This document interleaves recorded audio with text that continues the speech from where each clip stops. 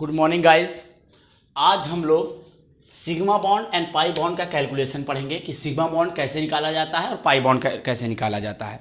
सबसे important topic है, इस चैप्टर में ज़रूर क्वेश्चन पूछा जाता है। इस चैप्टर के इस टॉपिक से ज़रूर क्वेश्चन पूछा जाता है, चाहे वो आईआईटी हो, चाहे वो जेई नेट चाहे वो नीट हो या इंटर बेसिस पे हो।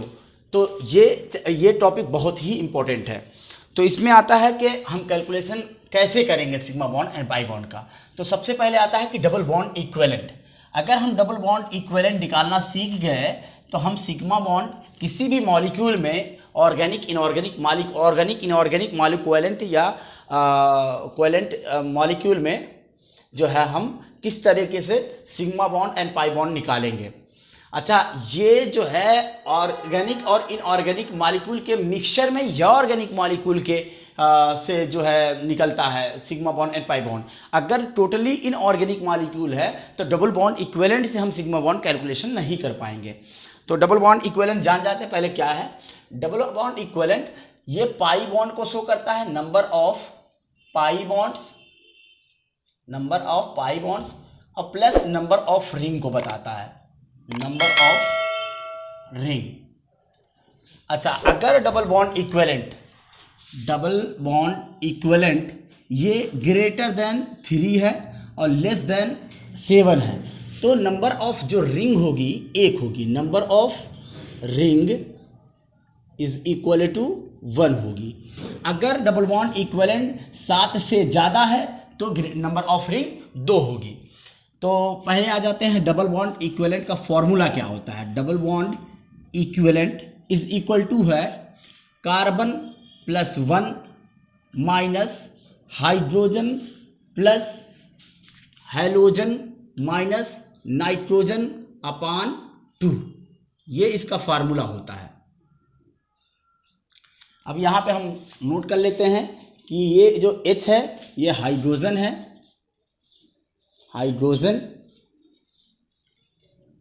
और जो X है वो हेलोजन है। 7th ग्रुप के मेंबर हैं halogen, fluoride, chloride, bromide, iodide ये सब आते हैं हेलोजन। और जो N है वो नाइट्रोजन,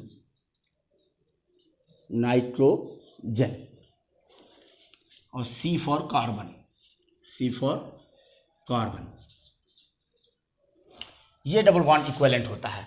अगर डबल बॉन्ड इक्विवेलेंट हमने निकाल लिया तो अगर डबल बॉन्ड इक्विवेलेंट 3 से ज़्यादा रहेगा तो उसमें एक रिंग रहेगी।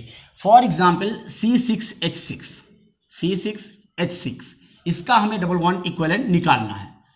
Double bond equivalent is equal to कितना हो जाएगा, कार्बन कितने हैं 6, हाइड्रोजन प्लस 1 माइनस हाइड्रोजन कितना है 6 प्लस हेलोजन 0 माइनस नाइट्रोजन 0 और अपान 2 कर देंगे तो 6 plus 1 is equal to 7 minus 3/2, 6/2 is equal to हो जाएगा 7 माइनस 3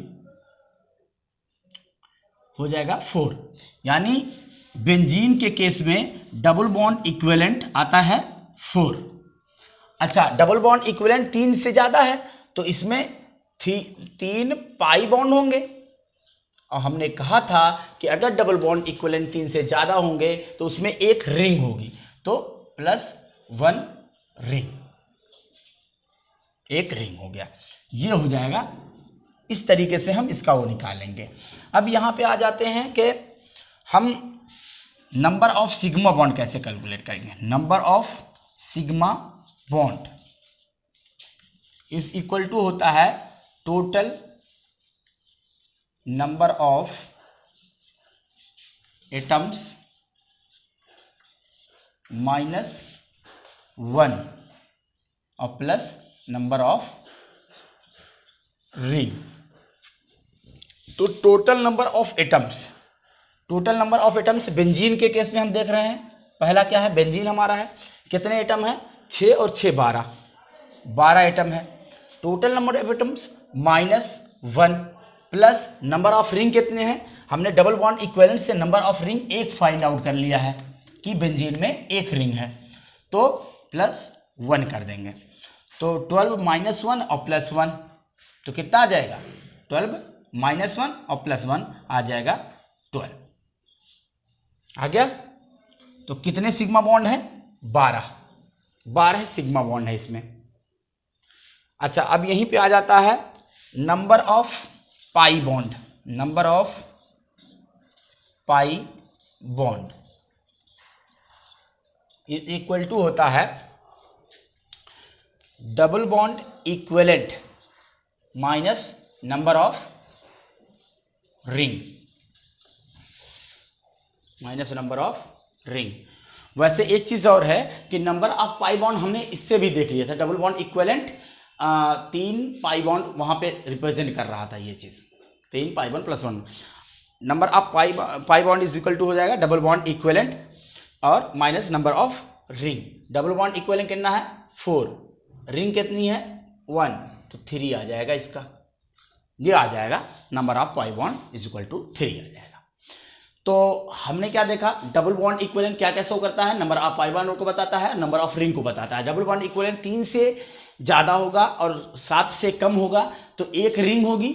और डबल बॉन्ड इक्विवेलेंट का फॉर्मूला क्या होता है, carbon +1 minus hydrogen plus halogen minus nitrogen upon 2, ये फार्मूला होता है।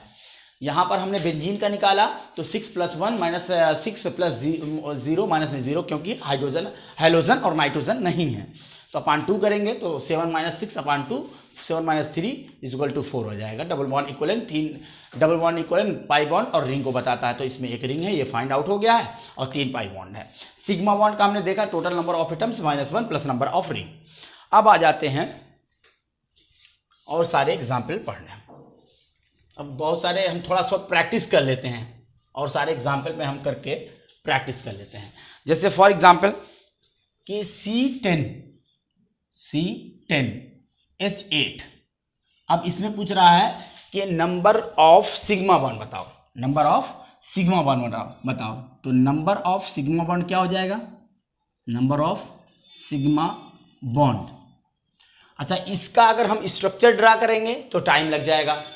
हमें क्या करना है, चलो ठीक है, ये तो इसका स्ट्रक्चर ड्रा कर लेंगे, लेकिन अब इसका C6N4 हम इसका स्ट्रक्चर कैसे ड्रा करेंगे, क्योंकि C6N4 तो ये साइनाइड है कि आइसोसाइनाइड है कि एमीन है, कुछ भी हो सकता है यहाँ पर। तो हम इसका स्ट्रक्चर कैसे ड्रा करेंगे, और जब तक स्ट्रक्चर नहीं ड्रा करेंगे तब तक हम सिग्मा बॉन्ड कैलकुलेट नहीं कर पाएंगे। तो उसी को ओवरकम करने के लिए हम जो है डबल बॉन्ड इक्विवेलेंट का यूज करते हैं कि डबल बॉन्ड इक्विवेलेंट से केवल फॉर्मूला हमको पता हो। डबल बॉन्ड ये तो दिया रहेगा, क्वेश्चन में दिया रहेगा कि C6N4 इसमें कितने सिग्मा बॉन्ड है और कितने पाई बॉन्ड है, तो हम इसका जो है डबल बॉन्ड इक्विवेलेंट से निकाल लेंगे। तो इसमें नंबर ऑफ सिग्मा बॉन्ड पूछा है हमसे, तो सबसे पहले हम क्या निकालेंगे, double bond equivalent. Double bond equivalent is equal to क्या होता है, कार्बन +1, कार्बन कितना है 10 + 1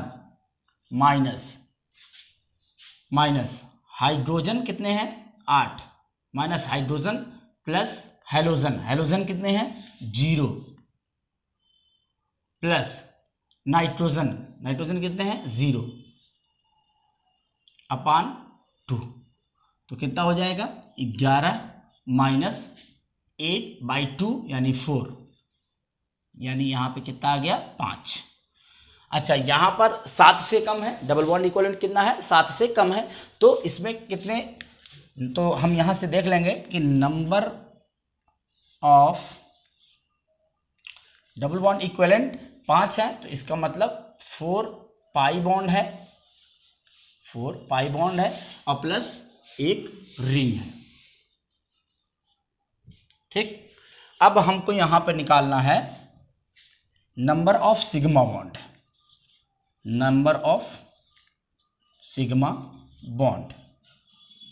तो टोटल नंबर ऑफ एटम्स देख लेते हैं, 10 8 18 is equal to 18। Total number of atoms -1 plus number of ring, number of ring कितनी है 1। क्या किया हमने, टोटल नंबर ऑफ एटम्स -1 और प्लस नंबर ऑफ रिंग, तो कितना हो गया 17। 17 नहीं 17 नहीं सॉरी 18। तो total number of sigma bond कितने हो गए 18। अब इसका स्ट्रक्चर बनाते तब कहीं हम जान पाते, हालांकि स्ट्रक्चर से भी इसको निकाल सकते हैं क्योंकि इसका स्ट्रक्चर में आराम से है, क्योंकि ये जो है ये हाइड्रोकार्बन है, तो हाइड्रोकार्बन का स्ट्रक्चर बना सकते हैं आराम से उसको मैच करा के, लेकिन उसमें टाइम लगता है। हमने डबल बॉन्ड इक्विवेलेंट निकाला, नंबर ऑफ सिग्मा बॉन्ड निकाला, और नंबर ऑफ पाई बॉन्ड क्या होता है, number of pi bond is equal to होता है double bond equivalent minus number of ring. तो डबल बॉन्ड इक्विवेलेंट कितना है, डबल बॉन्ड इक्विवेलेंट हमारा है 5, रिंग कितनी है 1, तो कितना आ गया 4। इस तरीके से हम नंबर ऑफ सिग्मा बॉन्ड और नंबर ऑफ पाई बॉन्ड का कैलकुलेशन कर सकते हैं। इसको हम मिटा दे रहे हैं, हम कुछ क्वेश्चन जो है प्रैक्टिस कर ले रहे हैं ताकि जो है आप लोग को पूरी तरीके से समझ में आ जाए। अब यहाँ पे आ गया C6N4। तो सबसे पहला हम क्या करेंगे, डबल बॉन्ड इक्विवेलेंट निकालेंगे। Double bond equivalent is equal to क्या होता है, carbon +1 minus hydrogen plus halogen minus nitrogen upon 2। तो कार्बन कितने हैं 6 + 1 minus hydrogen plus halogen, hydrogen है ही नहीं है, हाइड्रोजन इसमें है ही नहीं है, तो हाइड्रोजन तो छोड़ दो, 0 कर दो, hydrogen 0। Carbon +1 minus hydrogen plus halogen, halogen भी नहीं है, माइनस नाइट्रोजन, नाइट्रोजन कितना है 4 अपॉन 2। तो 7 और माइनस 2 हो जाएगा, ये -2 आएगा और माइनस माइनस प्लस हो जाएगा, यानी 7 + 2 = 9। यहाँ पे carbon +1 minus hydrogen plus halogen minus nitrogen था, अपॉन 2 था, ये टोटल क्या अपॉन 2 है, तो ये -2 में आएगा, 2 दूनी 4, तो -2 में आएगा, और इसका माइनस मल्टीप्लिकेशन है, तो माइनस माइनस प्लस हो जाएगा। तो 7 और +2 = 9, 9 आ गया डबल बॉन्ड इक्विवेलेंट। अब यहाँ पे एक चीज़ है कि यहाँ पे एक चीज़ आ रहा है कि इसमें जो है डबल बॉन्ड इक्विवेलेंट क्या है, ग्रेटर देन 7 है। डबल बॉन्ड इक्विवेलेंट का वैल्यू जो है ग्रेटर देन 7 है। अब हम क्या करेंगे, तो 2 रिंग हो जाएगी।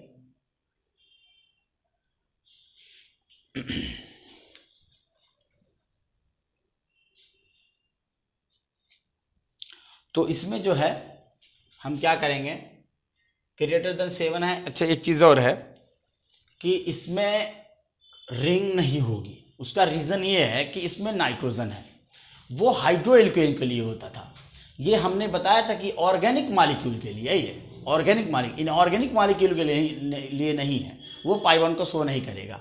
ग्रेटर देन 7 तो है, लेकिन ये इसमें इनऑर्गेनिक मॉलिक्यूल ये आ गया N4 हो गया। अगर N4 आ गया तो यहाँ पर हम निकालेंगे नंबर ऑफ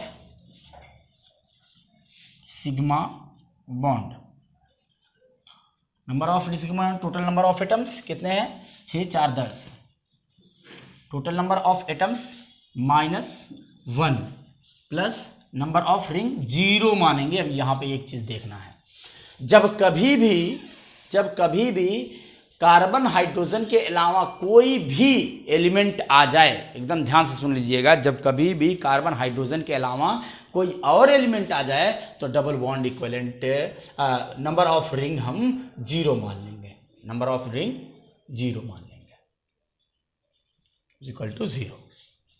तो 10 - 1 यानी नंबर ऑफ रिंग कितना है, तो 10 - 1 = कितना आ जाएगा 9। Double bond equivalent 9, number of sigma bond 9, और नंबर ऑफ पाई बॉन्ड देख लेते हैं, नंबर ऑफ पाई बॉन्ड, तो ये = होता है double bond equivalent, double bond equivalent कितना है 9 माइनस नंबर ऑफ रिंग 0, यानी पाई बॉन्ड कितना आ गए 9। तो सिग्मा बॉन्ड भी 9 आ गए और पाई बॉन्ड भी 9 आ गया। अब हम लोग C4H5N के बारे में पढ़ेंगे। C4H5N, इसका सबसे पहले हम डबल बॉन्ड इक्विवेलेंट निकालेंगे। तो double bond equivalent is equal to होगा कार्बन प्लस 1, ये कर देते हैं डायरेक्टली हम। कार्बन कितना है 4 plus 1 minus hydrogen plus halogen, halogen 0 है, माइनस नाइट्रोजन 1 है अपान 2।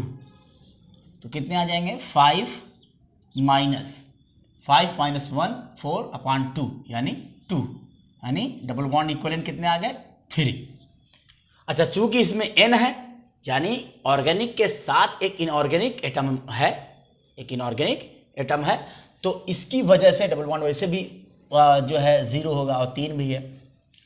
तो अब आ जाते हैं number of sigma bond is equal to total number of atoms 5 4 9 और N 10, total number of atoms -1 plus total number of atoms -1 और प्लस नंबर ऑफ रिंग 0 यानी 9। ये तो नंबर ऑफ सिग्मा बॉन्ड हो गया। अब नंबर ऑफ पाई बॉन्ड देख लेते हैं। Number of